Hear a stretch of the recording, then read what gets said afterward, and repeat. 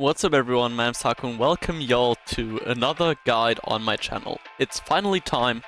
We've finally done it. We've completed the guide on all important aura mechanics. This is the video that we've probably put the most effort to, or that I've put the most effort to since the Victory Road game came out. So I'm hoping you'll enjoy this. This will cover everything from Keshins to Miximax to Awakenings to Kizuna Trance and the new Lord Aphrody mode. Everything you need to know will be covered right in this video. Huge shoutouts to T-Byte as well for collabing with me on this and taking a bit of load off of my schedule as well.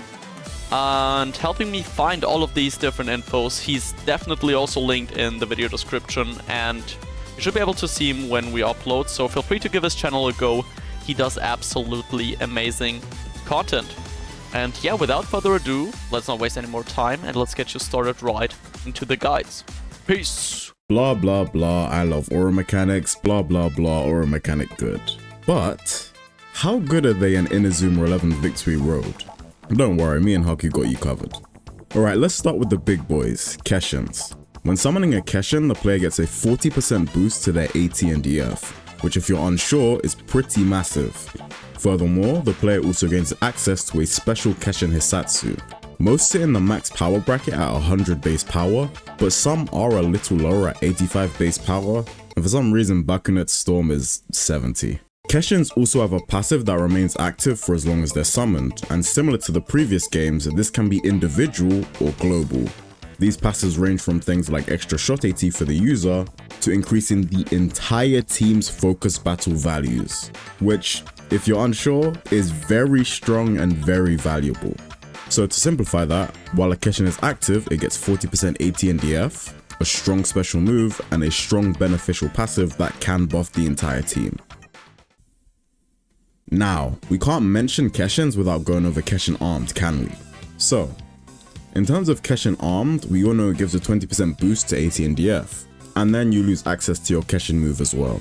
This led to a lot of people thinking it was just a worse version of standard Keshins, but for those of you who actually read the in-game guide, you should know that it also buffs Hisatsu power.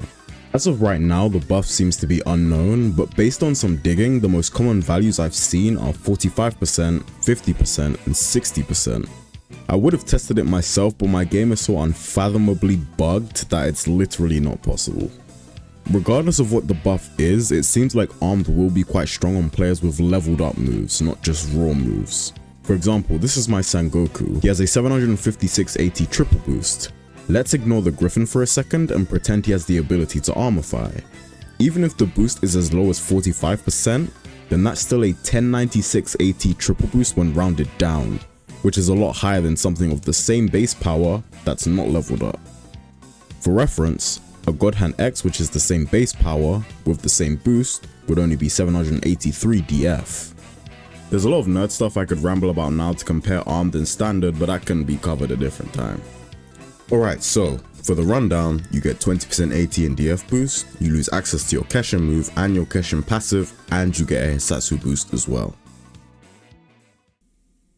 Next we have Miximax. At this point in time, it doesn't seem like we can just mix anyone we want like in the 3DS games, which is unfortunate. It seems like we can only use canon Miximaxes and the special ones from the 3DS games. While active, you get a 50% boost to your AT and DF, which is genuinely insane. You then gain access to a new special move for your moveset. In this case, we have Roma here. Roma would gain access to Crush Your Ride. However, to counteract the massive boosts, Miximax just doesn't last very long, and unlike in the previous games, you cannot stack a Keshin on top of it. And that's about it for all the pre-existing aura mechanics that are currently in the game. Now I'll hand it over to Haku to cover the new and weird additions for Victory Road. Thank you, team. So moving on to Awakenings. These are a new aura mechanic, mainly introduced to balance players that don't have access to Keshins or Miximax. There are 5 different Awakenings in the game, those being Instant Burst, Ironclad Guardian, Elemental Catalyst, Burning Overdrive, and Keeper's Grid. So let's go over what they do exactly. One thing that all Awakenings have in common, which I won't thematize talking about the differences between each awakening, is that they make you really fast. You can see here, after awakening Sosu, he is running over the pitch like a madman with an insane speed boost. Let's start off with Instant Burst. Instant Burst is an awakening that's mainly used on midfielders, and a lot of midfield heroes have this. In other localizations, like German or French, this one is actually not named Instant Burst, but instead Chrono Boost, or something along those lines. Which makes a lot more sense given the effects that this awakening has.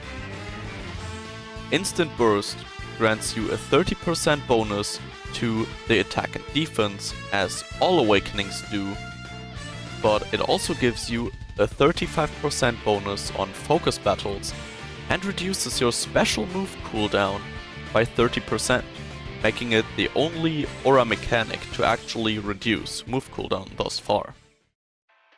Moving on to Ironclad Guardian. This is the awakening that you want on most defenders, if you play them with an awakening.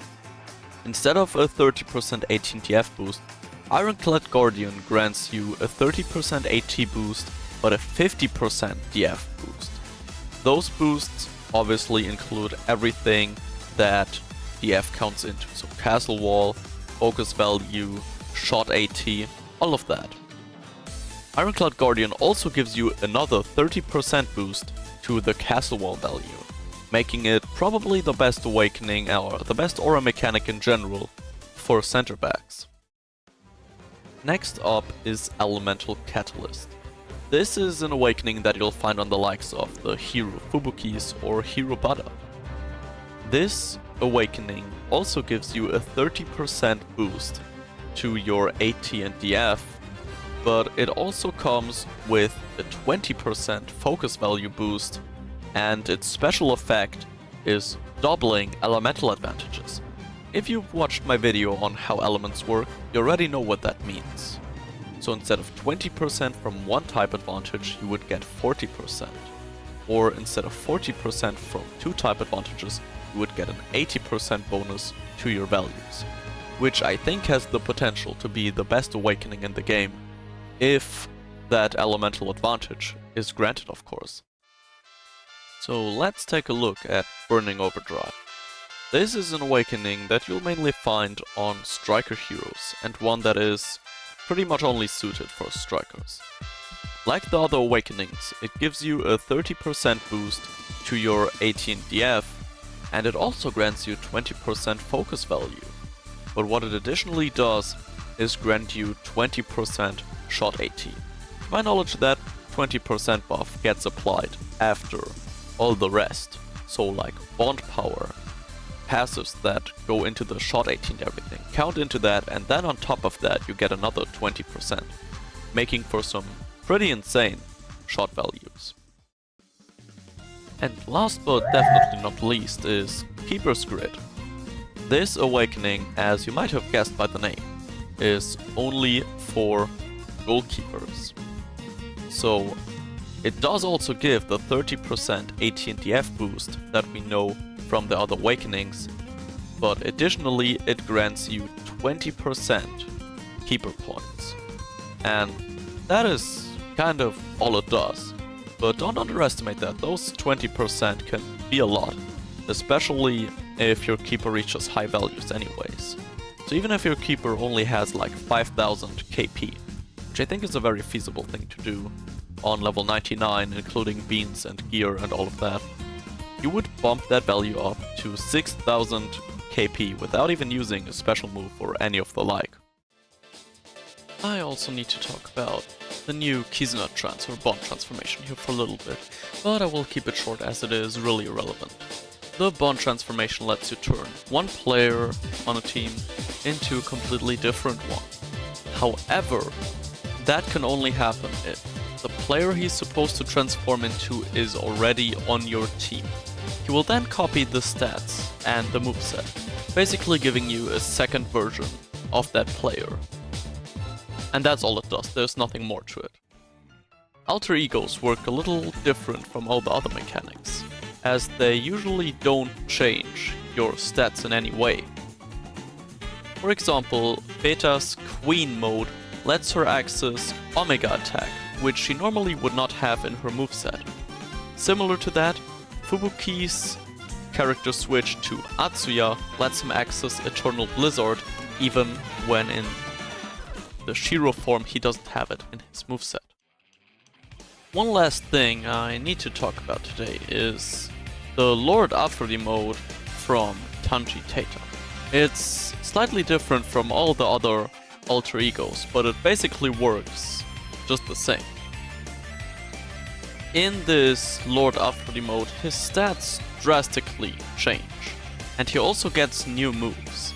But it is especially worth noting that the equipment you've put on Tanji Tata do not apply in the Lord Aphrody mode at all.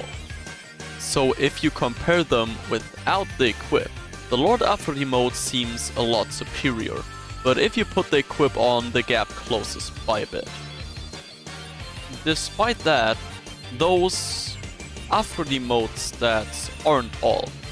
On top of those stats that he now has in the Lord Aphrody mode, he gets an plus 80% on all his AT and DF values, which is what makes this move special, other than him also receiving God Knows and God Bray as moves, instead of his regular learn set.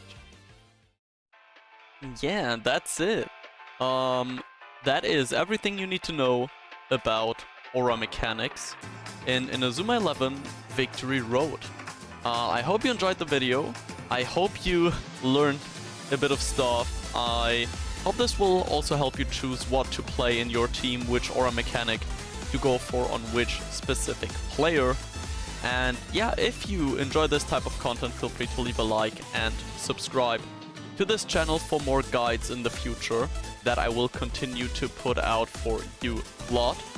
And that's gonna be all from me for today. Thank you everyone for watching, and I'll hopefully see you all again in the very next video. Peace!